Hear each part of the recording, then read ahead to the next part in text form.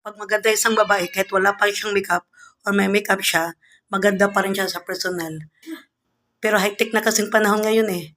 Hep hep, hooray! Maganda ka nga sa FB lang dahil pinipilter mo yung ganda mo. Pero sa personal, pangit ka pa rin. Girls, magpakatuto ka na. Huwag ka na gumamit sa Pertel.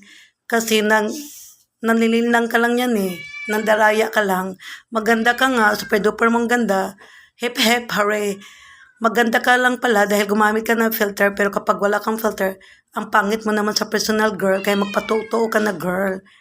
Para sa akin, hindi mo kailangan gumamit ng filter, girl.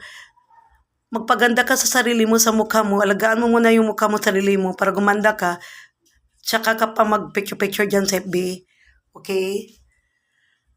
Sabihin nila, maganda lang yan kasi makeup lang yan. Alam mo, maraming iba dyang babae kahit 100 mo pang ilagay yung makeup sa mukha niya, pangit-pangit pa rin siya. Ang pangit-pangit pa rin kahit ilang makeup pa niya gamitin sa mukha niya. Ang maganda, maganda pa rin kahit wala siyang makeup. Mas lalo siyang gumanda pag gumamit siya ng makeup, girl. Diba, makita nyo sa mata nyo eh, kung ang babae maganda ba or pangit, kahit may makeup pa siya, wala. Hep hep, hooray. Gumanda ka nga sa FB dahil gumamit ka lang ng filter, pero sa personal, ang pangit-pangit mo, girl.